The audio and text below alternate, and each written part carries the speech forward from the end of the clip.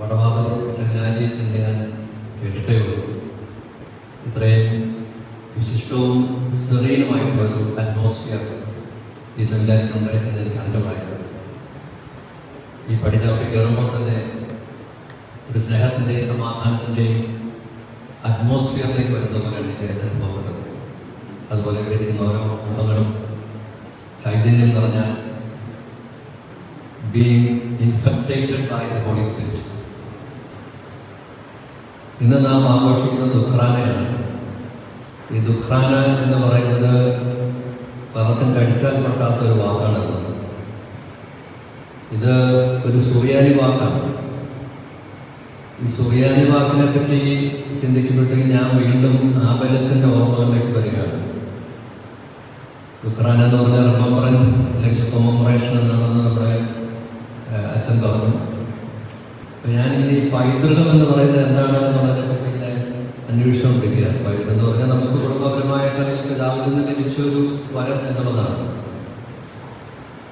അപ്പോൾ Kurian Joseph sir justice നിങ്ങൾക്ക് അറിയാമായിരിക്കും, അദ്ദേഹത്തിൻ്റെ പ്രസംഗത്തിൽ ഈ പൈതൃകത്തെ പറ്റി വളരെ വിശദമായിട്ട് അദ്ദേഹം പറയുന്നുണ്ട്. എന്താണ് നമ്മുടെ പൈതൃകം എന്ന് പറയുന്നത്? നമ്മുടെ പൈതൃകം എന്ന് പറയുന്നത് നമ്മളുടെ attachment to certain customs and systems ആണ്. സീറോ മലബാർ സഭയുടെ പൈതൃകം എന്ന് പറയുന്നത് പള്ളികളാണ്, ചർച്ചസ്. അത് ആരംഭിച്ചതും സെയിൻറ് തോമസ് തന്നെയായിരുന്നു. 7 പള്ളികൾ അദ്ദേഹം നമുക്ക് വേണ്ടി സ്ഥാപിച്ചു തന്നു. അപ്പോൾ നമ്മുടെ ഏറ്റവും വലിയ പൈതൃകം എന്ന് പറയുന്നത് പള്ളികളാണ്. അപ്പോൾ തോമസ് ലീഹ സംശയിക്കുന്നു അല്ലെങ്കിൽ ഡൗട്ടിങ് തോമസ് എന്ന് നമ്മൾ പറയുമ്പോഴത്തേക്കും ഈ ഡൗട്ട് എന്ന് പറയുന്നത് വിശ്വാസത്തിൻ്റെ ഒരു എതിർപദമായിട്ട് നമുക്ക് അതിനെ കരുതാൻ പറ്റത്തില്ല. വിശ്വാസം, സംശയം, തീർച്ചയായിട്ടും സംശയത്തിലൂടെയാണ് നമ്മുടെ വിശ്വാസത്തിലേക്ക് അടുക്കുന്നത്. അപ്പോൾ കഴിഞ്ഞ ദിവസം ഞാൻ നമ്മുടെ ചീഫ് മിനിസ്റ്ററുടെ ഒരു പ്രസംഗം എവിടെ കേട്ടു. തോമസ് ലീഹ ഒരു ശാസ്ത്രജ്ഞനായിരുന്നു എന്നാണ് അദ്ദേഹം പറഞ്ഞത്, സയന്റിസ്റ്റ്.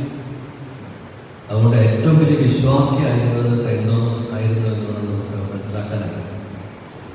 അതുപോലെ ഈ തിരുവിലാവിൽ സ്പർശിക്കുന്ന തോമസിനെ പറ്റി നമുക്കറിയാം. അദ്ദേഹം തിരുവിലാവിൽ സ്പർശിക്കുമ്പോഴത്തേക്ക് നമ്മുടെ ഡോക്ടറച്ചൻ പറഞ്ഞതുപോലെ ഹൃദയം സ്പർശിക്കുന്ന തോമസ് ലീഹായുടെ ദിവസം ഒരു ഹൃദയത്തെ തൊടുന്ന ഒരു ഡോക്ടറെ കിട്ടിയത് ഭാഗ്യം എന്ന് അദ്ദേഹം പറയുകയുണ്ടായി. തീർച്ചയായിട്ടും അത് ഭാഗ്യമാണെന്നുള്ളത് എനിക്കതോടെ എന്നെ സംബന്ധിച്ചിടത്തോളം ഇതിലൂടെ വരാനിരിക്കുന്ന വലിയൊരു ഭാഗ്യമായിട്ട് ഞാൻ കരുതുകയാണ്. ഈ ഹൃദയം ഞങ്ങൾ സ്പർശിക്കുന്നത് പോലെ നിങ്ങളിവിടെ ഇരിക്കുന്ന എല്ലാവരും ഹൃദയം സ്പർശിക്കുന്നവരാണ്, അല്ലേ?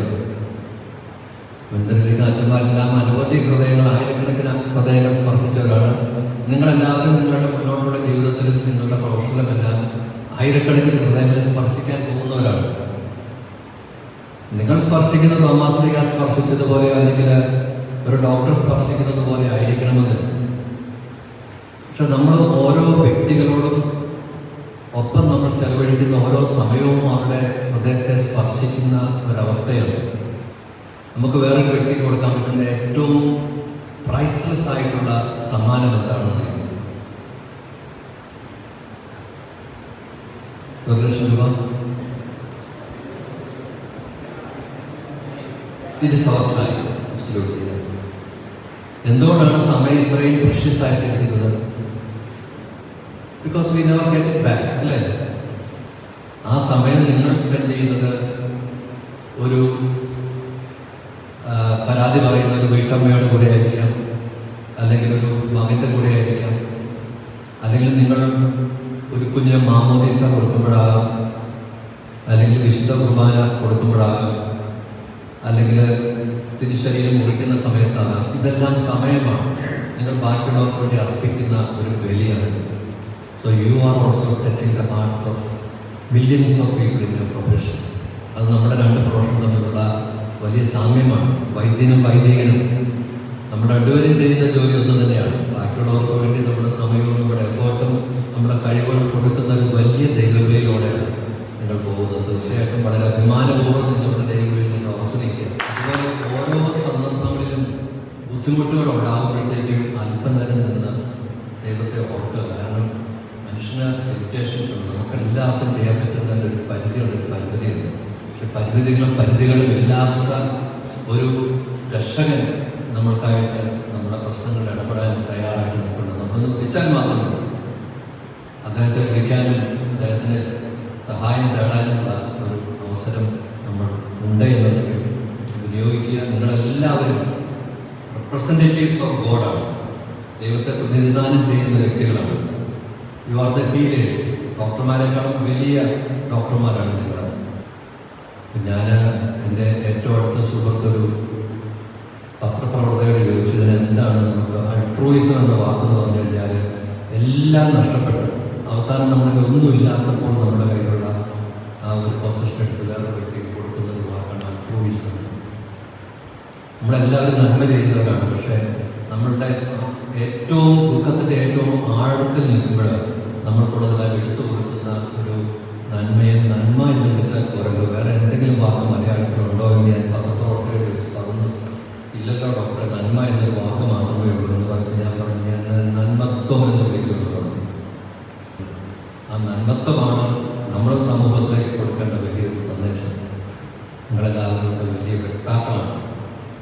നിങ്ങളുടെ ജീവിതത്തിൽ, നിങ്ങളുടെ വൊക്കേഷനിൽ, നിങ്ങളുടെ പ്രൊഫഷനിൽ, നിങ്ങളുടെ എല്ലാ ചെയ്തികളും നന്മത്വം നിറയട്ടെ എന്ന് ഞാൻ ആശംസിക്കുന്നു, പ്രാർത്ഥിക്കുകയാണ്. എന്നോട് വരാനും നിങ്ങളോടൊപ്പം ചെലവഴിക്കുവാനും നിങ്ങളുടെ എല്ലാ കാര്യങ്ങളും മനസ്സിലാക്കുവാനും എനിക്ക് തന്ന ഈ അവസരം ദൈവത്തിൻ്റെ വലിയൊരു ഇടപെടലാണ് എന്ന് ഞാൻ വിശ്വസിക്കുന്നു. തോമസ് അച്ഛനിലൂടെ ഒരിക്കൽ കൂടി എല്ലാവർക്കും തോമസ് ലീഗയുടെ എല്ലാ അനുഗ്രഹങ്ങളും ഈ ദിവസത്തിൻ്റെ എല്ലാ മംഗളങ്ങളും ഞാൻ നേരുകയാണ്. ദൈവം സമർത്ഥമായിട്ട് നിങ്ങളെയും നിങ്ങളുടെ മെൻറ്റേഴ്സിനെയും നിങ്ങളെ നയിക്കുന്നവരെയും അനുഗ്രഹിക്കട്ടെ എന്ന് കൂടെ പ്രാർത്ഥിക്കുന്നു.